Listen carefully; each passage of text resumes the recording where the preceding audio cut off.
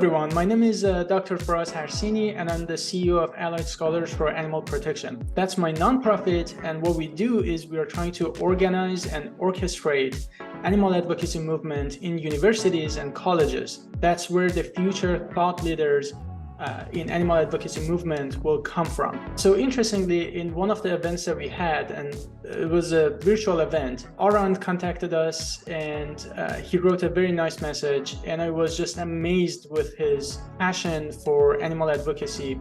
And he's honestly one of the most dedicated and determined students I've ever met. He asked me to get more involved with animal advocacy, and I thought the best way for him to contribute is to actually just to share his passion for veganism with the world. So I'm going to stop talking, and Aran, welcome. Why don't you introduce yourself?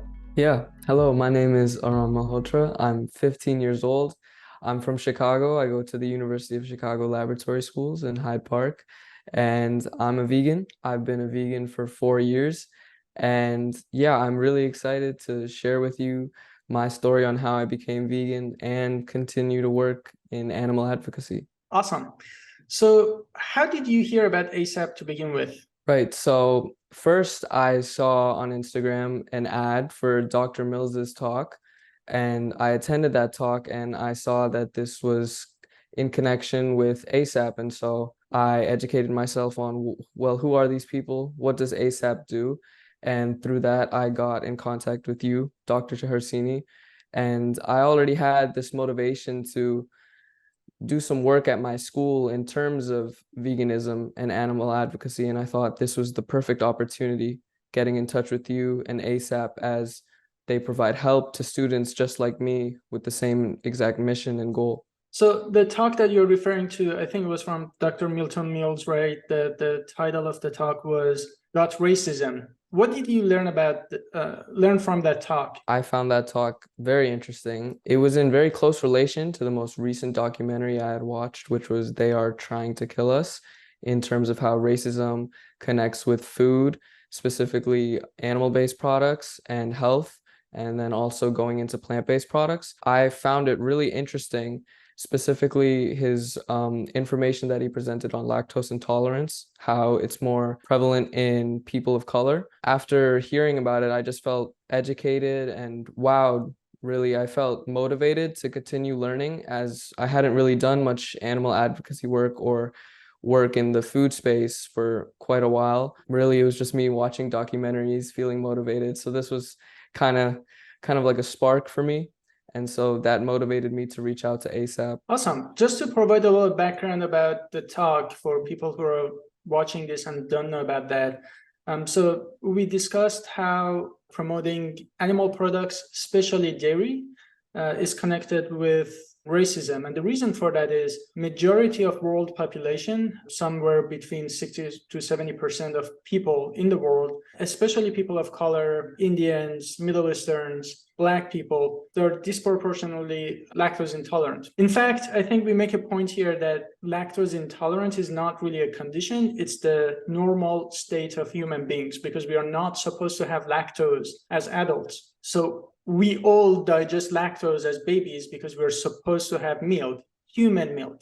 But as we grow up, some 60, 70% of people lose that ability to digest lactose because we are just we're not supposed to have lactose or milk. So that's basically normal human beings. But of course, Caucasians, many, many years ago, they relied on dairy for survival in really harsh conditions. And because it served a purpose, back in the day, they developed a mutation that allows them to digest lactose. So it's more like they are kind of like mutants, and like the normal state of human beings is being lactose intolerant. That's our defense mechanism in a way, because we are not supposed to have lactose. And I think drinking dairy, as Dr. Milton Mills pointed out, causes a lot of different harms that even Caucasians who tolerate lactose are not immune to those harms in terms of like cancer, cardiovascular diseases, and many other forms. But the reason that I think it's interconnected with racism is because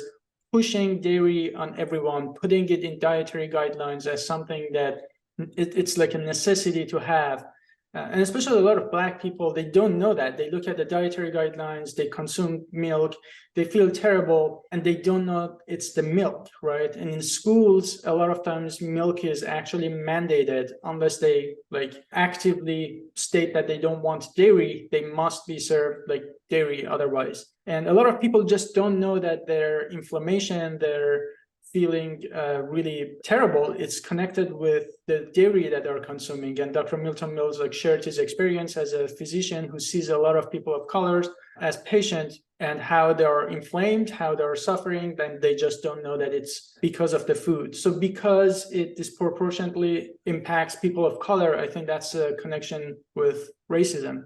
And I think something that happens is like, imagine like a lot of people of color in high schools, they consume dairy, they feel terrible, they feel sick, and they fall behind in the school, and they don't know it's because of the food that they're eating, that, you know, USDA or, you know, dairy lobbies for it to be, you know, mandated and served to pretty much every student. So I think that's a good connection with my next question. So when you saw the connection and you contacted me, you were really interested in doing something in your high school. So tell us a little more about that. What did you do?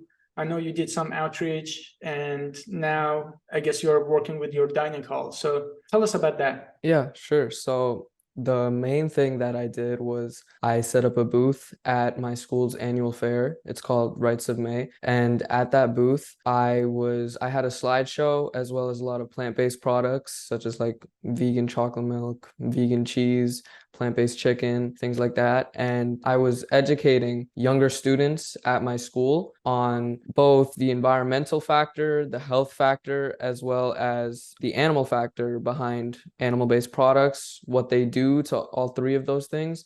And then I was also talking to them about the benefits of a plant-based diet. And so at that fair, I was able to collect 120 signatures, both from students as well as students' parents, because I was not only talking to 5, 6, 7, 8-year-olds, I was also talking to their parents who were right alongside them, extremely captivated. And so I was able to collect 120 signatures to implement a plant-based menu at the school's cafeteria on the side. So like 3 or 4 items that would cycle every single day. And so with those signatures, I went to the dean of my high school. And right now we're currently in the process of presenting the information to both the dean and people in charge so we can get that plant-based menu implemented into our school's cafeteria. That's amazing. Like your motivation and just dedication never stops to amaze me. I mentioned that to you, but I had a talk at Harvard, and I had a screenshot of your messages to me showing it to Harvard students, saying that if a 15-year-old has that much passion and motivation and can get this done, imagine what you can do after graduation from like Harvard. So that's amazing. I guess so imagine I'm a high school kid.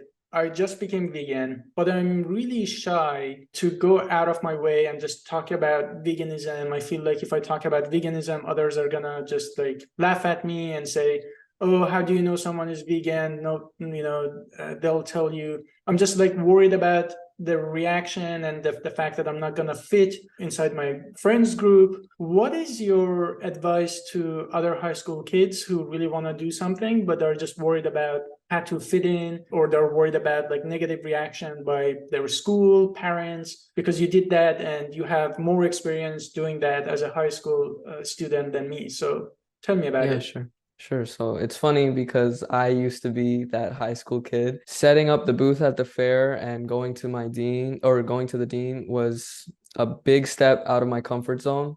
I stood by being a vegan 110%, but talking to others about it just felt difficult for me because of the bad rep that veganism gets automatically, really. People just look at it in a negative light and they already have this image of it in their head. So what I would say to those kids would be really just go for it, because people don't care as much as you think they care. And once you give them the information that's important, they'll be able to come to a decision similar to yours. I mean, whether it be fully go vegan or cut down on the animal-based products that they're consuming, the information can't present it in a more clear fashion. So just take that step, really, go for it.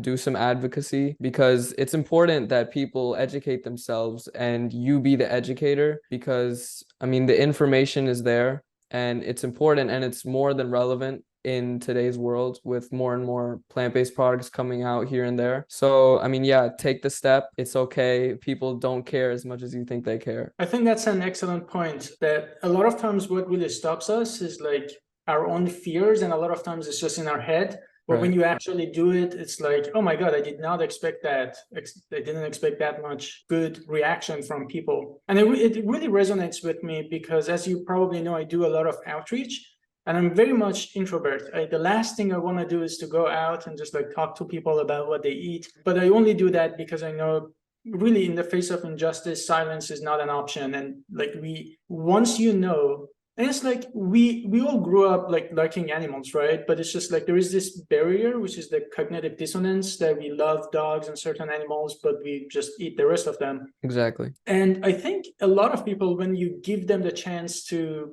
see that, at the very least, they're aware, and but hopefully they can actually change and become someone like us. So I think Yeah. you're very right by saying that it's a responsibility to actually go there and just like educate people, and they give them the opportunity to do the right thing and change. What made you vegan to begin with? All my life, I've been vegetarian up to the age of 11. And then at the age of 11, I started to educate myself and ask a few more questions on why my family and I, why we're doing what we're doing. And so in the education process, I watched a lot of documentaries, and those documentaries were amazing.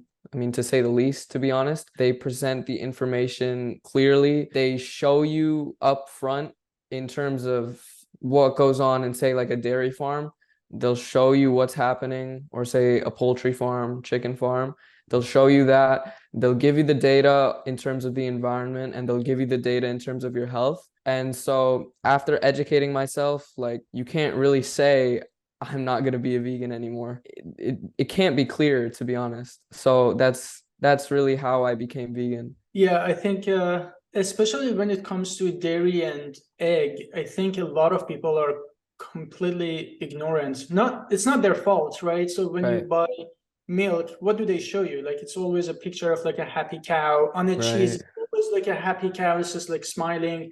But when you like look into the reality behind like dairy industry, I honestly don't know if there is a industry that is as abusive as dairy is to like females of other species.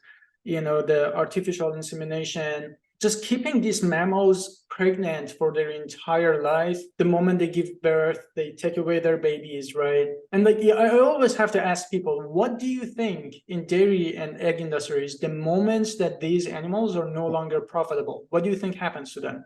It's like Right. some people just don't even think about it. It's just like blows their mind. And the fact that like, what do you think they do with male chickens or male cows in dairy and egg industries, because they're not profitable, right? They're like, I remember I didn't even think about any of that, right? Because we were just like brainwashed that milk and egg, especially, they're not gonna hurt animals. They're just gonna lay eggs anyways. They're just gonna produce milk anyways. I was embarrassingly old when I learned that cows are not just these milking machines that produce milk all the time. It's just like they're mammals, just like my mother. They Yeah. only produce milk when they're after pregnancy or throughout. So I think it's really important to show the reality behind these industries. So two questions. One is, what were those documentaries that really made so much impact? And second, I just wanted to talk about the footage that you show in your high school. So yeah, the first one. So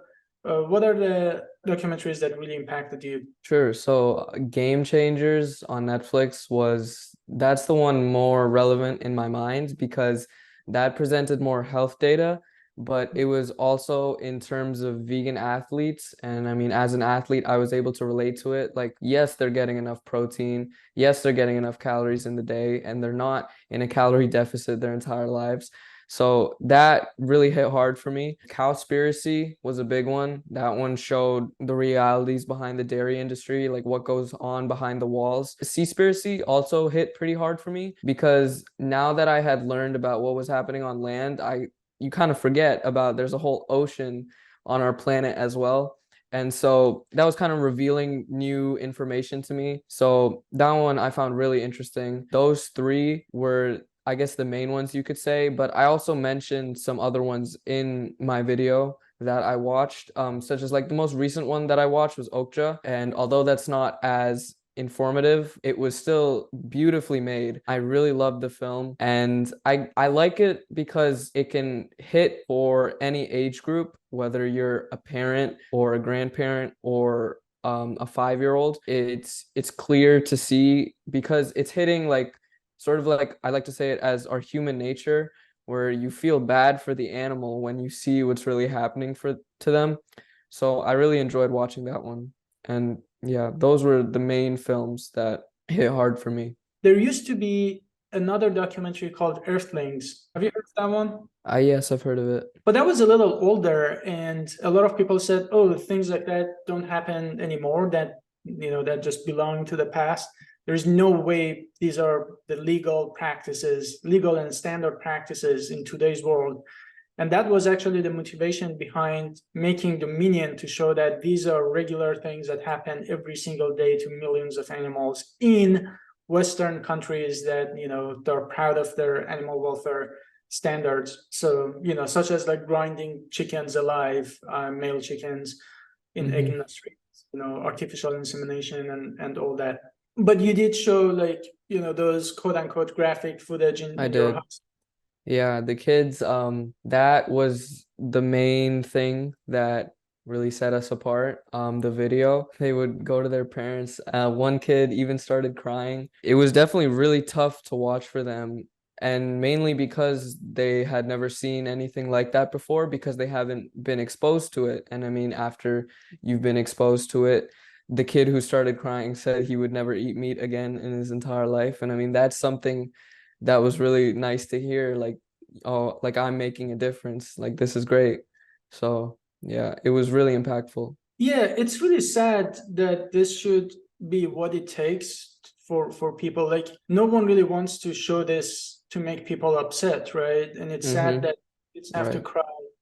And it's like, is it good for them to cry or not? But really, it's the fact that we are kind of brainwashed in the society. Like, that is the nature of a kid. Like, they love animals. Like, if we are not Mm-hmm. brainwashed, you already know that killing an animal who wants to live, if you have other options, is wrong, right? So, but I feel like a lot of kids don't even realize that this is what happens behind the scenes. Something that I absolutely hate when happens is when we do outreach and we show this exact same footage to like people on the street. Some parents come and stay there and talk to us with their children, and they're like super receptive. But there is another group that they always like try to actually quote unquote protect their children, and they close their eyes. They don't let them see the footage and walk them, Right. right? And Mm-hmm. it's like, I get why they're doing that, because they don't want the child to be affected. But the truth is, you're actually not letting that child to see the truth. You're hiding the truth. And I think that's the right to see what happens to animals.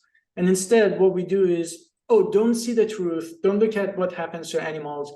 And what really happens is that then you force feed these children, animal products. And the next thing happens is that they go to college, they grow up, and now they're so addicted to eating meat and animal products. Then when you talk to them about veganism, they're like, oh no, they don't want to change because now it's a habit that they've been doing for, I don't know, 20, 30 years. Mm-hmm. But I think it's their right to know what happens to animals. And Right. it's sad that they cry, and but I think I really admire that you do that regardless, because again, I see that a lot of high school students might be kind of shy, that, oh, I don't want to like cause any trouble, I don't want any kid to cry to their parents. But I love that you did that, and you see the impact, right? Yeah. And you did that in a high school. And even when I was teaching this class at Harvard about like food transformation, and this was not to vegans or like, it was just a course on food transformation to a more sustainable food system. No matter what I teach, 3 minutes of the movie Dominion is always a part of my presentation. And I feel almost bad because I don't want to like kill the vibe and just like make people upset. But it's like, I can talk about the broken food system Right. for 3 hours, but unless you see what is happening to animals, you're not gonna like change, right? Mm-hmm. Like I think antibiotic resistance is a big issue as a biomedical scientist, but it's like I don't know anyone who said, "Oh, antibiotic resistance is a big issue. I'm gonna go vegan right now." But when you Yeah. see the victims, see what happens to those animals, next time when you're eating meat, you're like it starts nagging you until you just do the Mm-hmm. right thing and go vegan. Yeah. Okay. So the next question I have is you've been vegan for 3 years, right? Is it Yes. It should have okay. been like three. Yeah, I think 3.5 now. Okay.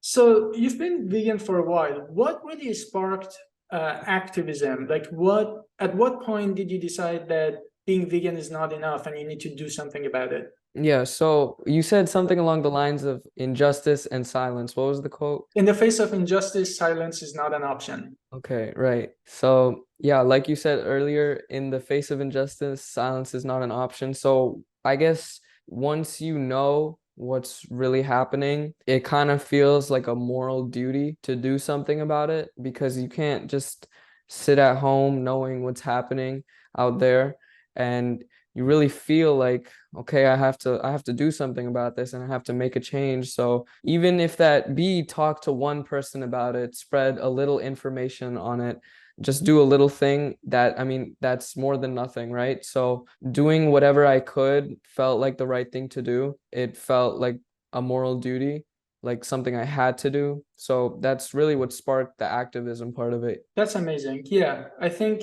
the way I look at this is like if you're driving and another driver just like litters or tosses trash out of the window, or if someone is beating a dog for no reason, if someone is beating a child for no reason, these are instances that it's not enough to just recognize that this is wrong. We would take Yeah, action, yeah, yeah, yeah. except that when it comes to animals that we eat, it doesn't happen in front of our eyes, so we don't really connect with them. But that's how I feel like every time I sit at a table where animals are being served, I think about the individual sentient beings who wanted to live, right? And it's really hard to be silent. Yes. Something also very interesting that you mentioned before was that you grew up vegetarian, right? So Mm-hmm. that Yeah, had something to do with culture. But right. at some point, when you knew better, you actually changed despite the culture, right? So tell me a little about that. Sure. I think you pointed out very beautifully that this is not a cultural thing, it's just doing the right thing. Right. So, I mean, I believe that veganism has to be a personal decision. And we were vegetarian. So, I'm a Hindu. And so, vegetarianism is a part of Hinduism, specifically the cow. I mean, eating beef is frowned upon in Hinduism.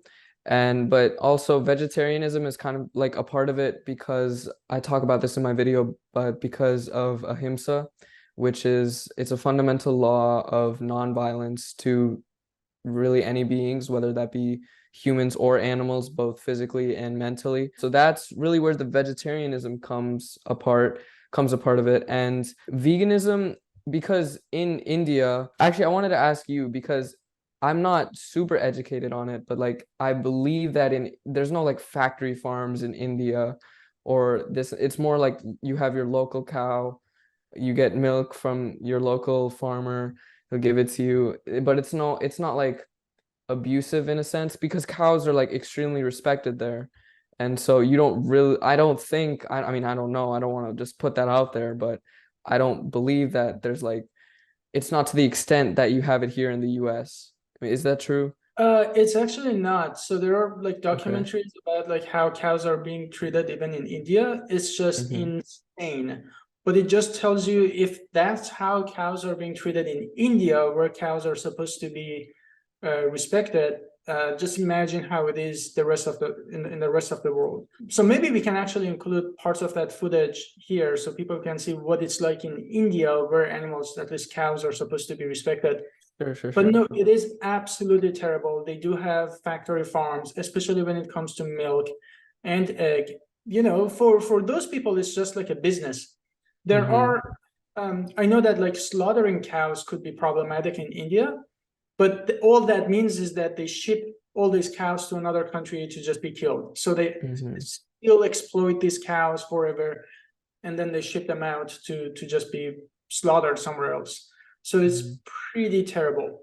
And another problem is that I think vegetarianism, or actually like eating meat, is on a rise in India, because to a lot of people it's like a cultural thing and something that just their parents did, and who really wants to continue. As people are getting more westernized, they're actually consuming more meat, which is, I think, some problem when people do something without really understanding why they do that. They just do that as a cultural thing. The same way somebody hunts, here someone is like vegetarian without understanding why. And I think something that I really loved about you is that you kind of process this information. So when you became vegan, it wasn't really a part of culture anymore. You understood why this culture is advocating for vegetarianism, and you realized that if you expand the same logic in today's world, it would be veganism, right? Except that you are absolutely right. Maybe thousands of years ago, it used to be the case where people just had in the backyard, they treated the cow just like a family member,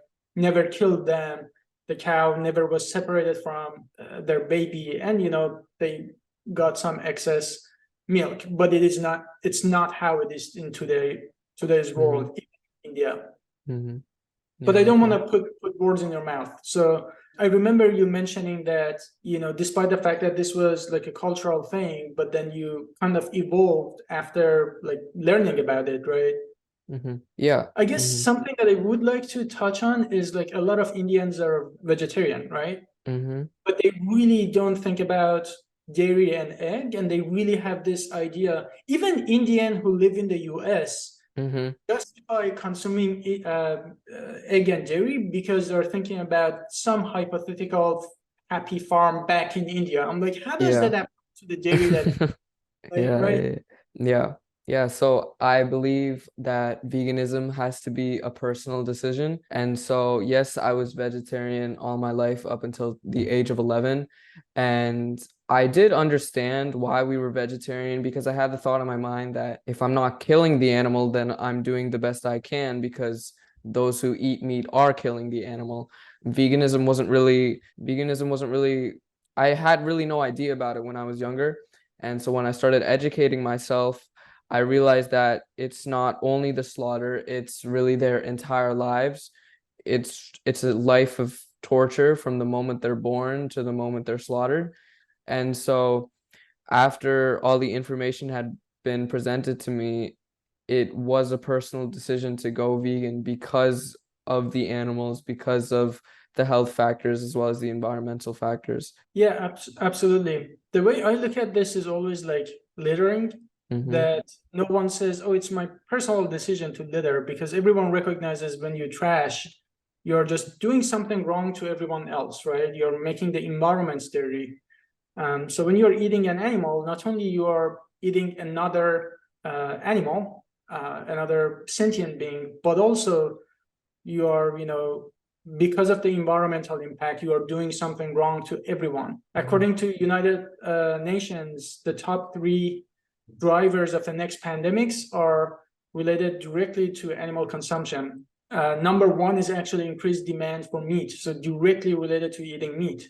So like every time we have a little milk, a little meat, a little egg, we are literally increasing the risk of the next pandemic by a little bit, but we become a part of it, right? So I think we become more responsible for everyone else around us, pretty much everyone in the world. So when you became vegan, especially when you were 11 or like when you were in school, were you worried about how you're going to fit in your school and whether your friends are going to make fun of you? So at this time, we were in lockdown, so I wasn't seeing anybody. But I mean, no, it didn't really cross my mind because I was already a vegetarian, and that was really a part of my identity, that I was a vegetarian. Everybody I knew I was a vegetarian, and I mean, they had no problem with it, rightly so. They shouldn't have a problem with it. And so I guess being vegan just cut out a few more things in my diet. That's really how I looked at it. It wasn't this big this big movement that I was making that people are going to judge me on. Like, they're going to look at me the exact same way they looked at me as when I was a vegetarian. So no, there really wasn't no difference when I transitioned. My friends, they still joke about me being a vegan. I don't have any vegan friends per se. All my friends are meat eaters, dairy eaters, but they didn't take it in a judgmental way. They didn't necessarily support my decision, but we were also not even teenagers yet, so there wasn't much supporting to do. But I mean, yeah, they still joke about it to this day that, oh, I'm a vegan. Oh, I've never tasted what meat. I've never tasted meat before. Oh, you don't know what a cheeseburger tastes like. You don't know what a steak tastes like, or a fried chicken sandwich. And I mean, I'm okay with it because I know what I'm doing. It's the right thing to do. And I believe that my friends would make the same decision if they were educated upon the subject. And it's not like I haven't tried to teach them. They just don't want to listen unless it's from, I guess, somebody they think is like important or life changing or something like that. I love that you never stop talking about this, even with your friends. And I think you're touching on another important topic here, that a lot of people feel discouraged to talk about veganism because what they do is they talk to their friends, and their friends and family don't change. And they think outreach or like speaking up doesn't work. But when it comes to friends and family, it's always tricky because you have that Right, emotional barrier, and right. They're not gonna take me seriously no matter what I say.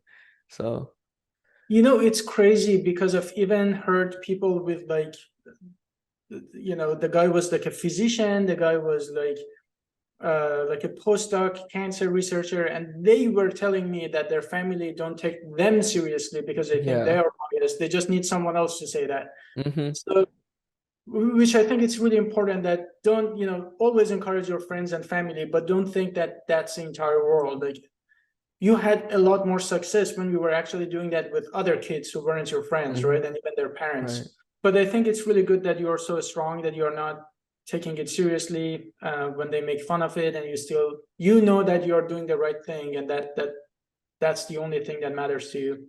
Mm-hmm. Yeah. You just need to find the right audience that are willing to listen to you. Absolutely. So, what advice do you have for kids who are living with parents who are not vegan? I think a lot of times when I talk to people who are like, "Oh yeah, you're absolutely right. I would be vegan, but I live with my parents, or my partner isn't vegan, things like that." Mm-hmm. Yeah, so obviously, if your parents aren't vegan, they're the ones giving you the food. They're the main people getting the income of the family, and they make the decision on what's on your plate. And I do think it would definitely be hard to go fully vegan. I don't think that's realistic with non-vegan parents who are eating animal-based products. But I mean, a little goes a long way. You can cut down on the animal-based products you're eating. Say, like I used to have milk every day in the morning and the evening.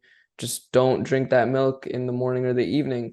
Or even if you can't convince your parents to go fully vegan or vegetarian, you can still put in a nice request. Oh, like, mom, dad, do you mind getting me soy milk instead of cow milk? Or do you mind getting me oat milk?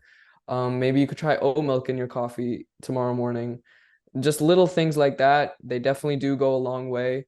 You can take little steps, just try to cut down as much as you can, because if you want to, you'll find a way. So yeah. That's it. If you want to, you'll find a way. I love that. Can't emphasize on that enough. You're absolutely right. I think once I was doing outreach, and a couple of high school kids came to me and they said, "You're absolutely right. This is terrible, but we just live with our parents." I said, "Do you think if you went home and you said, 'Mom, I just don't want dairy anymore, buy me like almond milk or oat milk or whatever,' they're just going to say no?" I said, Mm-hmm. "No, they would do that." And I was like, just know that you have so much more power than you realize. And it's funny because, like, as a kid, if you don't like, I don't know, and some fruit, some veggies, some meat, and you say, oh, I just don't like the taste, your parents probably would respect that and don't put that in the Yeah. food. So this can't be any different, just when you're cooking, just, I don't like meat. I just don't like meat. I can't see how like parents would just like force feed their children this kind of stuff. And something also interesting is I asked Twitter, what made you vegan? And there was a parent who said her 4-year-old refused to eat meat. So she went vegan, she just didn't want to eat meat. And that was a starting point for her as a parent to go vegan. So it's crazy how much like influence like kids have, but they don't realize. They think like, oh, we are not buying, we are not cooking, we are not making money.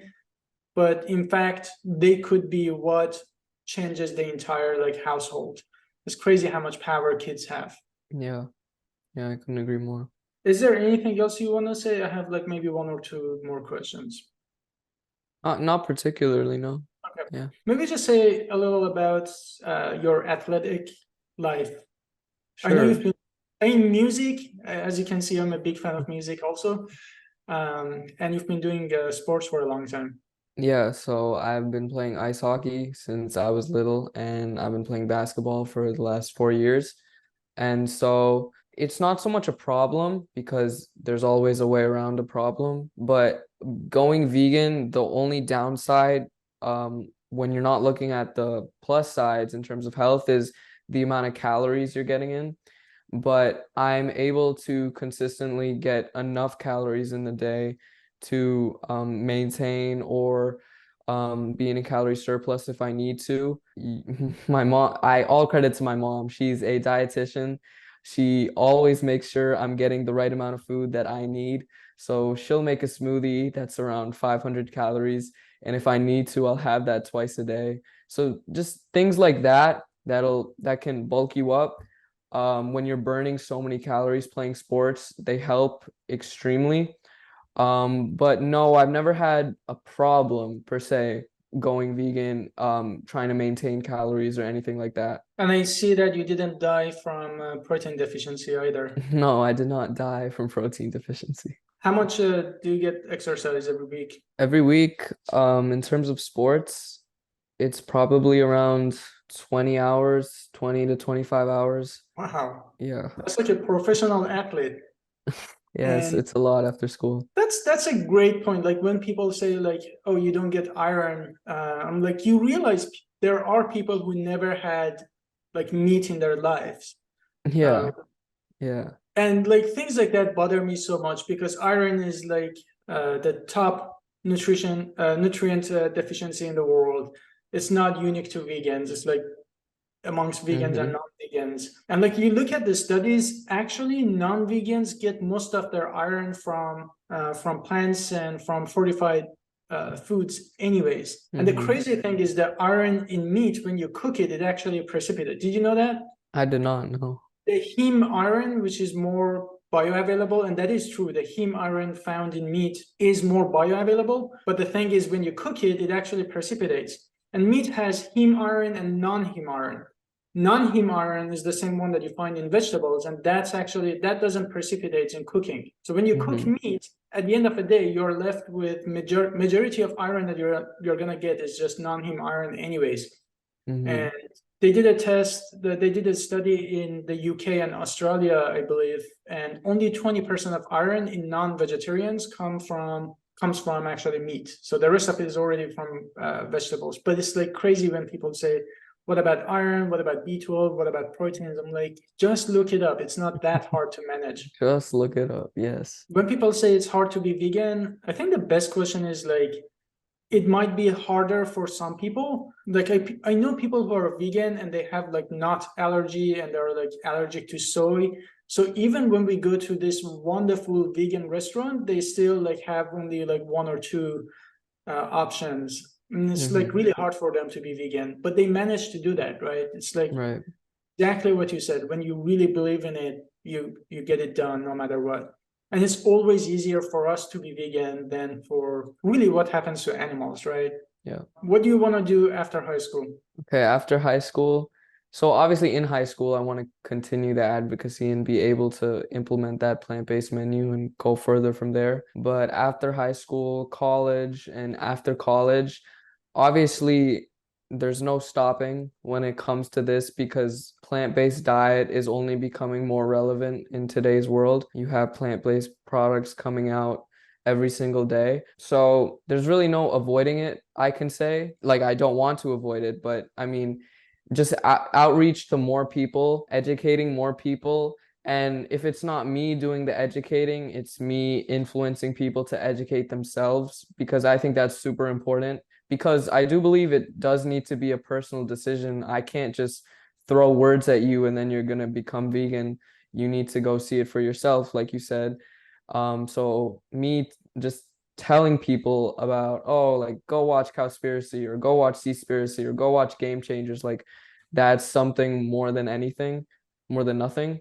And so, yeah, just more outreach to as many people as I can about this issue. I think that's super important to me. That's awesome. And the last question I have, so for other high school students or any other student, what's your advice for them to get active, just like you? Just like me, then do exactly what I did. If you're lost, outreach to ASAP. This is what they do. They help students just like you, and they would be more than happy to help. I can't exaggerate more how much Dr. Harsini here, as well as the people not on camera here, such as Mr. Dubash or Mr. Rodriguez, they have helped me out so much in this journey of mine and advocacy, both at school and out of school. You will be able to get so much more done than you ever thought you could or would be able to, just by send them a text, send them a DM on Instagram, and Dr. Harsini will definitely respond and he'd be more than happy to help. Thank you so much. That was very sweet. Honestly, all I meant from the question is basically how, to be honest, I just really admire your passion. And I want to say that everything that you did was not because of ASAP. We are just like I think about us as maybe a catalyst. Catalyst is something that accelerates a reaction, and it needs a substrate. It needs something that wants to do something, right? So without you, we couldn't do anything. It's the whole point is to help students who have that passion and reach out to them. Just knowing that how many talents just like yourself exist either in high schools or like college campuses, and how much potential, how much talent that is currently wasted and not reached out to. I think that's really what motivates me to do what we do with ASAP. But I want to be clear that none of that would have happened. It's not me. Everything you did was not me. We just provided some guidance and some material, and we helped in some ways, but it was all you. Without your dedication and without you wanting to get things done, none of that would have happened. And I think that's the value of understanding veganism at its core, and just thinking about it as a justice issue, as an ethical issue, because once you look at it that way, there is no stopping after that. Mm-hmm. But thank you for the nice words, and I really appreciate your time. Yeah, of course. Just wanted other people to hear that from your own perspective. And I know it's challenging for a lot of people, no matter age, young or old. It's like when you do something new, you're always afraid that how the society is going to react. What about your friends? What about your family? And it was very valuable to listen to your own experience of like how it went for you. And I really admire your strength, and just the fact that you're doing the right thing and nothing is gonna stop you. And I want you to know that no matter what, we are here to support you. And I know you know that. Yeah, I couldn't be more grateful. All right. Thank you, Aran. Really appreciate your time. Yeah, thank you for having me.